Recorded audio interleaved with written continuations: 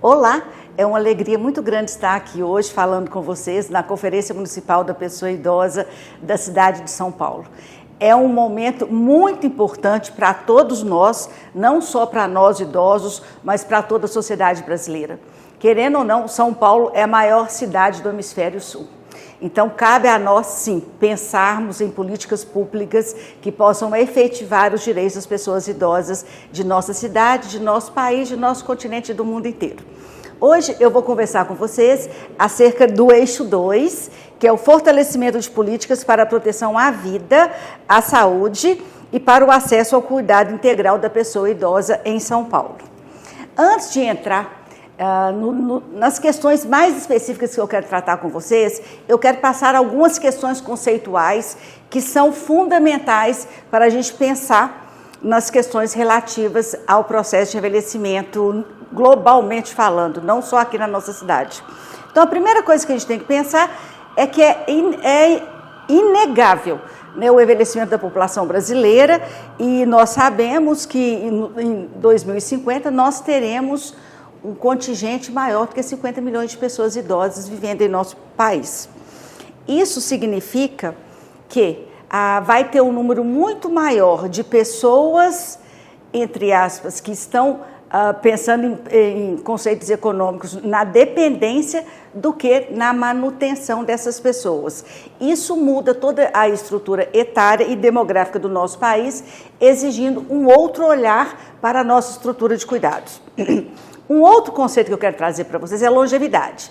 A gente vê muita gente falando sobre isso, eu brinco que é a figurinha da vez, todo mundo falando longevidade, etc, etc. Mas o que é isso, né?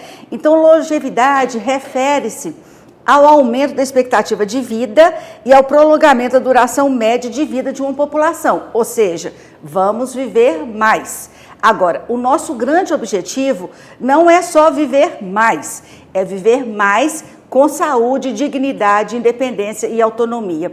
E como que nós alcançamos esse aumento da longevidade? Por meio das inovações em saúde, né? Então melhoramos muitas condições de saúde, as condições de vida. Então há sim uma correlação entre o aumento da longevidade e o aumento da qualidade de vida das pessoas. E é assim nós queremos aumentar ainda mais a longevidade em nosso território. Um outro conceito que é fundamental para a gente pensar políticas públicas voltadas para a pessoa idosa e para a longevidade é o conceito da capacidade intrínseca. O que é isso? É só para médico saber disso? Não. Todos nós devemos ter ciência do que se trata disso, como que se aplica no dia a dia e como a gente aplica essas dimensões da capacidade intrínseca no nosso cotidiano para promover a nossa longevidade. Quando que nós temos que começar a pensar nisso? Desde o momento da concepção. Então, esse conceito da capacidade intrínseca, ele deve ser valorizado a partir do momento da nossa concepção. Eu diria que até antes, no pré-natal, já dá para a gente começar a pensar sobre isso. E o que é importante desse conceito para nós? São essas 5 dimensões. Quais dimensões que são essas? Primeiro, a vitalidade. A vitalidade, ela está relacionada com o funcionamento, entre aspas, né, básico do nosso corpo. Então, passa pelas nossas funções cardiorrespiratórias, as nossas funções fisiológicas, o nosso metabolismo, as questões endócrinas. O que isso quer dizer? Nós temos que cuidar bem de tudo que está relacionado a esse nosso funcionamento básico, para manter a nossa vitalidade sempre o melhor possível dentro das limitações que cada um de nós carrega. Uma outra dimensão muito importante é a dimensão sensorial, principalmente em 2 aspectos, as questões visuais e as questões auditivas. Então, como eu enxergo, como eu percebo o meu ambiente e como eu escuto, são aspectos fundamentais para a promoção e manutenção da minha saúde. Então, aquela história, né, que as mulheres, nós já temos isso intrincados em nós, que para a prevenção do câncer de mama a gente tem que fazer o exame de mama e a mamografia pelo menos uma vez por ano. Da mesma forma, recomendamos, não só eu, a Organização Mundial da Saúde, que a gente faça um check-up visual e auditivo depois dos 50 anos, pelo menos uma vez por ano. Já existem correlações diretas da perda auditiva com o aumento da prevalência de quadros demenciais. Então, ficar surdo provoca demência? Sim, podemos pensar isso. Então, ouvir bem e enxergar bem é muito importante para nós. Uma outra dimensão da capacidade intrínseca que a gente não pode abrir mão é a capacidade cognitiva. E daí nós vamos lidar com vários mitos relativos ao processo de envelhecimento. Ah, não, ficar velho é ficar com a memória ruim. Não é assim. Se qualquer prejuízo cognitivo ou de qualquer função cognitiva está trazendo problema para o nosso dia a dia, tem que procurar um médico. Tem que fazer um diagnóstico, porque muitas das causas que podem trazer algum prejuízo cognitivo, elas são reversíveis. E quanto mais cedo reverter, melhor. A outra dimensão é a capacidade psicológica. E na capacidade psicológica, a gente inclui os aspectos dos relacionamentos e a nossa rede de suporte. Então, como vivemos entre pessoas, ou como nós estamos no sentido bem ou mal, diante da nossa vida, é uma outra dimensão fundamental na promoção da longevidade. A outra dimensão, mas não menos importante que nenhuma dessas que eu citei, é a mobilidade, que é a capacidade locomotora. A gente sabe que a mobilidade é a chave da independência. Então, se temos algum prejuízo motor, seja ele por qual motivo for, vamos procurar ajuda, procurar remediar, tratar, curar quando possível e, quando não é possível, usar recursos tecnológicos que possam nos ajudar a manter a mobilidade. Aí uma questão que eu quero chamar a atenção de vocês, dá aqui nessa outra figura, vocês estão vendo? Então, para cima nós temos a nossa capacidade funcional. E o que é a nossa capacidade funcional? É a forma que nós interagimos no mundo, por meio do desempenho das nossas atividades do cotidiano. E aqui embaixo está o ambiente mediando e afetando de forma direta como nós atuamos no mundo por meio das dimensões da capacidade intrínseca, afetando de forma direta e indireta a nossa capacidade funcional no meio em que vivemos. O que a gente tem que tirar disso? O meio em que nós vivemos, seja atitudinal ou físico, ele afeta diretamente como nós envelhecemos e pode afetar positiva ou negativamente. E aí, isso nos traz um outro conceito de extrema relevância, que é o quê? Em inglês, gente, é age in place. Mas em português, a gente fala envelhecer no lar ou envelhecer no próprio lugar onde a pessoa mora ou passou a maior parte do tempo. Desde o início da década de 80, estuda-se o quanto isso afeta ou não a saúde da pessoa e, mais do que a saúde, a manutenção da autonomia e independência. E tem tudo a ver. Então, se a gente puder envelhecer onde nós passamos a nossa maior parte da vida, vamos trabalhar nesse sentido. Então, o envelhecimento no lar, ele permite que nós, idosos, vivamos em nossas casas com conforto e autonomia. Entretanto, em algumas circunstâncias, nós vamos ter que lançar mão de recursos, de soluções para poder melhorar o nosso ambiente e tornar possível que a gente siga vivendo naquele espaço. Então, por exemplo, a gente vai ter que pensar em algumas adaptações no nosso ambiente doméstico, domiciliar, relativos à acessibilidade. Nós temos que garantir que essas pessoas tenham acesso aos serviços sociais, aos serviços de saúde em sua redondeza, em sua vizinhança. Então, não dá para pensar em pegar uma condução para viajar 2 horas para chegar no especialista que vai poder dar conta daquela condição de doença que a pessoa se encontra. Então, garantir recursos de saúde sociais ao redor, nas redondezas, nas vizinhanças onde as pessoas vivem, é essencial. E aí, gente, diante dessa história toda, tem uma outra coisa que nós temos que pensar. Hoje, as pessoas envelhecem de uma outra forma. Eu me lembro quando eu tinha 7, 8 anos, ou menor, 5 anos, a minha madrinha tinha 62, mas já era uma senhorinha. Eu tenho 60, então era muito diferente de mim. Ela era uma senhorinha já encurvada, toda dependente, e já achava que estava aproximando o fim da vida. A maioria das pessoas hoje que tem 60 anos, ou mais até, elas não estão pensando que é fim de vida, não. E muito pelo contrário, né? Nós queremos atuar continuar contribuindo para a sociedade como um todo. Então, não se trata apenas de viver mais, mas viver melhor com saúde e propósito. Quantas vezes que a gente encontra com uma pessoa que ela acabou de aposentar e fala, graças a Deus, agora vou poder começar a realizar meus sonhos. E é isso mesmo. Para sonhar não tem idade, para realizar novas ações e descobrir novos propósitos na vida não tem idade. Então, é dever do poder público e da sociedade garantir condições para que isso possa acontecer. E daí, eu selecionei 4 áreas-chaves, a partir dos estudos e tudo mais, áreas fundamentais para impulsionar a longevidade no Brasil. A primeira delas, saúde e prevenção. Então, eu citei aqui alguns exemplos, né? Então, telemedicina, dispositivos vestíveis, diagnóstico precoce. Então, aquela história de procurar um oftalmo e fazer uma audiometria para a gente detectar problemas antes, né? Então, preventivamente, não deixar que perdas funcionais ou outras doenças podem acontecer. No eixo 2, envelhecimento ativo. Atividades físicas adaptadas, nutrição inteligente, combate ao isolamento social, turismo sênior, são só alguns exemplos de atividades que podem ser desenvolvidas e incluídas nas políticas que os municípios, que o nosso município venha a oferecer à população idosa. No eixo 3, um ambiente inclusivo, cidades amigáveis ao idoso, então eu trabalho na Escola Paulista de Medicina e nós somos lá, a Vila Clementino, um bairro amigo da pessoa idosa, que a nossa cidade inteira possa se tornar amiga da pessoa idosa. E o que isso significa? Você sabe?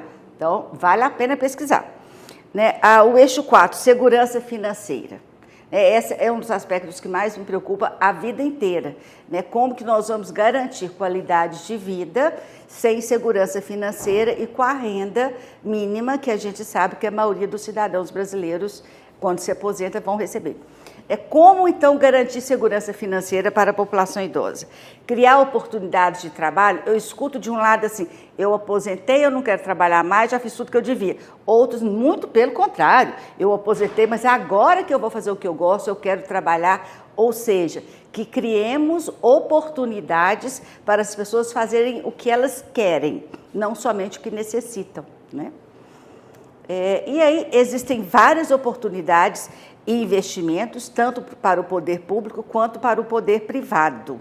E daí a necessidade cada vez mais da sociedade caminhar juntas, essas duas áreas, caminharem juntas para a promoção dessas oportunidades e investimentos. Então, por exemplo, aqui é onde eu trabalho, eu trabalho principalmente com inovação, então criar, sim, ecossistemas de inovação e longevidade, atraindo investimentos e gerando novos empregos, não só para jovens, mas para as pessoas idosas também.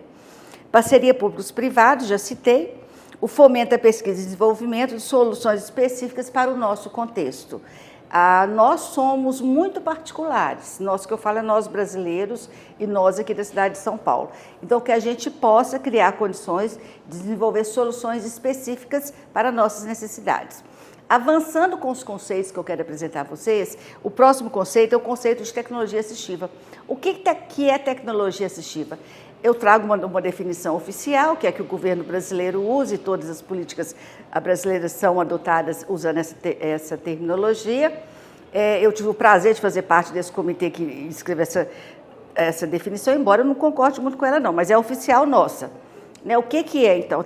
Eu vou resumir para vocês. Tecnologia assistiva é qualquer produto que possa ser utilizado para aumentar ou potencializar a funcionalidade de uma pessoa que tem um comprometimento funcional. Ou seja, tecnologia assistiva é utilizado por alguém de qualquer faixa etária que tem uma deficiência, a priori. E aqui eu coloco uma foto de propósito, que é um aparelho auditivo. Sabemos a dificuldade de utilizá-lo, de ajustá-lo, mas existem processos terapêuticos que podem ajudar nisso. Então, essa definição aqui também ela é mais resumida, mas é o que eu já falei para vocês. Ok, então antes pensava só em tecnologia assistiva, mais ou menos há 3 décadas surgiu um outro conceito do uso de tecnologia para a promoção da independência e autonomia das pessoas idosas, que é gerontecnologia, que engloba não somente os produtos assistivos, daquela definição anterior, mas inclui também qualquer solução tecnológica que possa ser utilizada pelas pessoas idosas, mas que essas soluções tecnológicas possam se apresentar com configurações de acordo com as necessidades específicas que o envelhecimento apresenta, né, que as pessoas idosas têm. Então, o que é gerontecnologia? É a união de todo o conhecimento que nós temos da gerontologia com o conhecimento da tecnologia, criando soluções tecnológicas para as pessoas idosas. Tá? Então, envolve tanto o desenvolvimento e implementação de soluções tecnológicas inovadoras, desde dispositivos simples até complexos. Né? Hoje em dia, não dá mais para se pensar em qualquer área do desempenho humano que não incorpore ou que adote alguma solução tecnológica. O outro conceito, né, nós estamos acabando, que eu quero apresentar para vocês, é a questão da intergeracionalidade, que é o quê?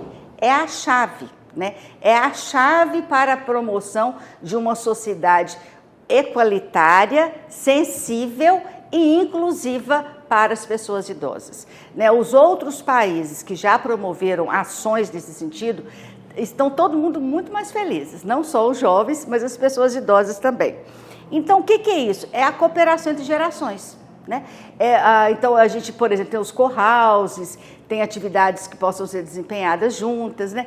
Eu tive o privilégio de crescer numa família intergeracional. Quando eu nasci, meu pai tinha 64 anos. E no mesmo ano, eu tive um sobrinho neto que nasceu. Então, lá em casa era uma confusão de gerações e todo mundo vivendo junto. Então, para mim, esse conceito faz parte de mim. Mas não é assim na nossa sociedade. E é algo que nós temos que promover. Então, além de qualquer outra coisa, promove aprendizado e apoio mútuo. As pessoas de diversas faixas etárias se ajudando e construindo uma sociedade muito mais forte e muito mais poderosa. E aqui algumas vantagens, né? A redução da solidão, não só das pessoas idosas, mas também dos jovens. Nós sabemos que hoje houve um aumento gigantesco de depressão entre a população jovem e o isolamento social. Então, quer dizer, a intergeracionalidade resolve não só uma questão do envelhecimento populacional, mas das outras mazelas que a nossa sociedade está vivendo.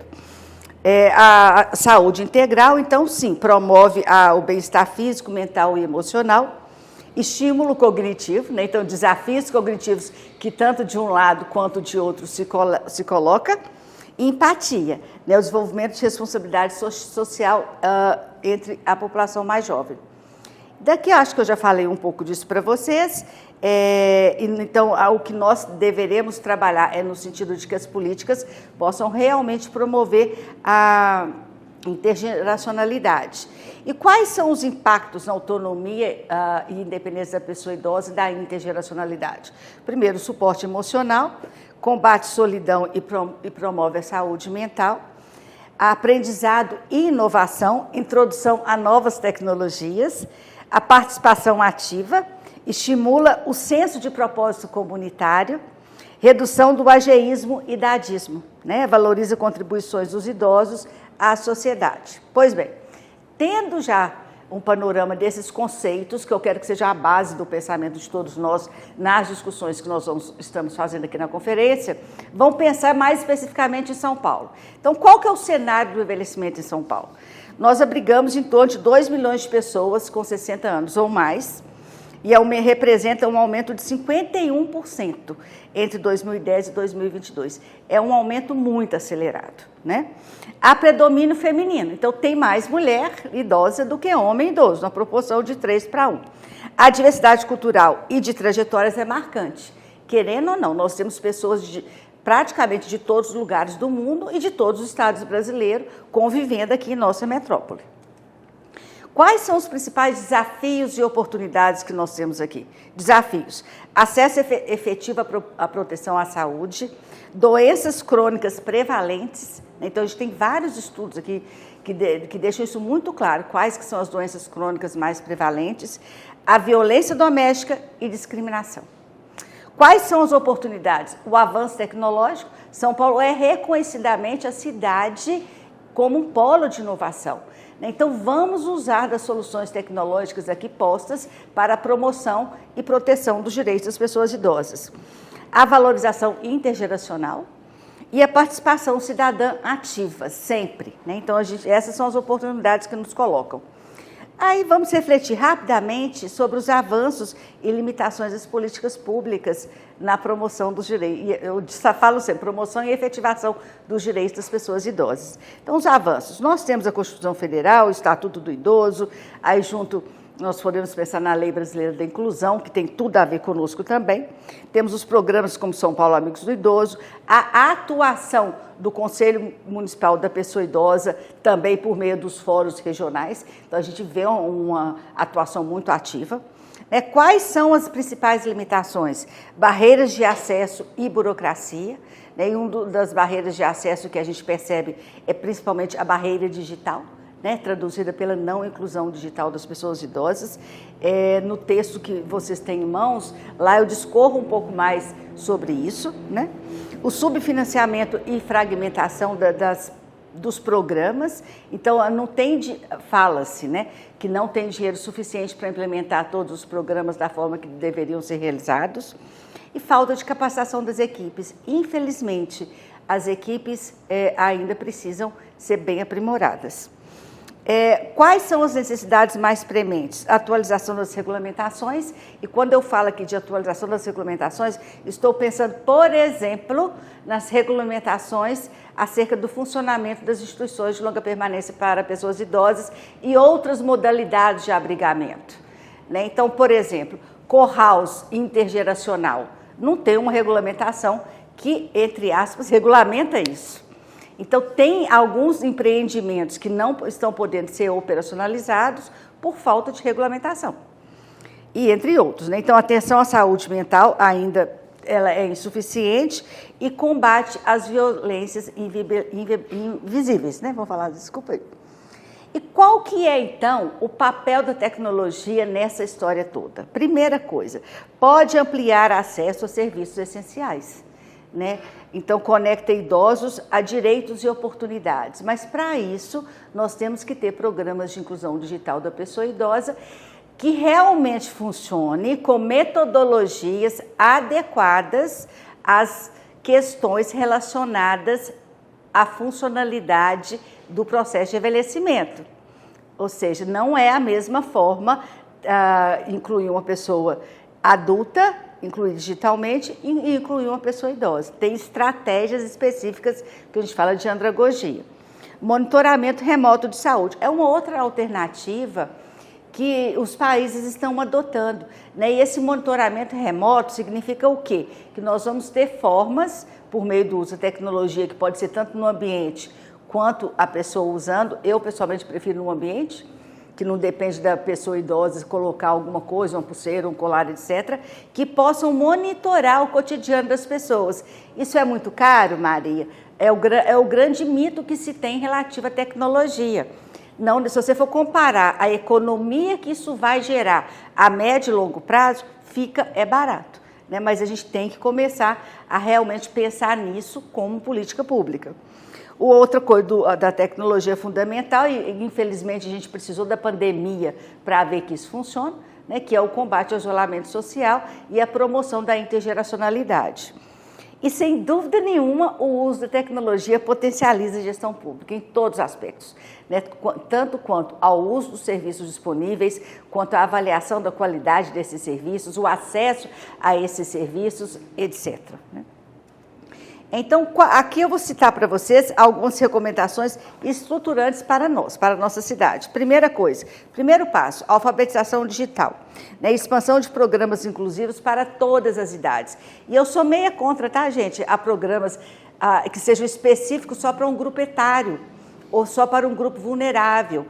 Maria, mas tem que ter metodologias diferentes. Tem, mas quanto mais essa metodologia inclusiva for, mais ela vai abarcar todas as diferenças funcionais. E por que colocar todos junto? Nós não vimos o quanto que a intergeracionalidade é tão relevante? Quanto mais diverso for esses grupos juntos que nós vamos atuar, maior é a riqueza de informação e de empoderamento dessas pessoas na construção de uma sociedade mais inclusiva como um todo, e empoderada. A capacitação de equipes, então, temos sim que promover muito treinamento em todas as equipes, e não é só a equipe de saúde, não só a equipe que atende a pessoa idosa, eu falo que são todas as pessoas que vivem na nossa cidade, para poder realmente lidar, aproveitando, potencializando, né, as capacidades das pessoas idosas.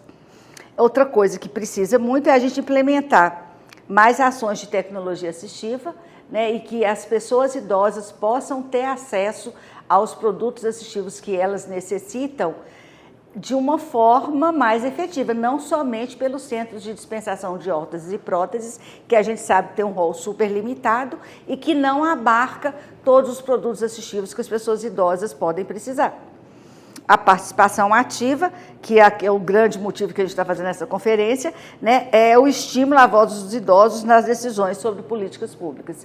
Então, é empoderamento mesmo, e um empoderamento a partir de informações sólidas e robustas e verdadeiras. Aí eu trago alguns exemplos aqui de ações intergeracionais. Então, por exemplo, mentorias digitais, jovens ensinam tecnologia para idosos, criando vínculos significativos, e daí parcerias do poder público com as instituições de ensino superior, etc. Comunidades de aprendizagem, né? Então, a troca de saberes em todas as áreas de conhecimento, juntos, né? Voluntariado intergeracional, isso já tem acontecido muito.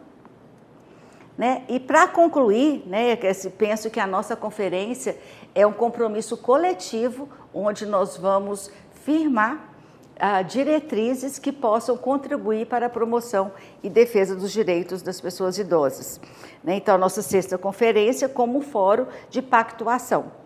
A integração de políticas, nós precisamos que elas sejam integradas e preferencialmente por meio do uso de diversas tecnologias, né? E o cuidado integral, que é o investimento na qualidade de vida de todas as gerações. Então, eu queria agradecer a oportunidade, boa conferência a todos.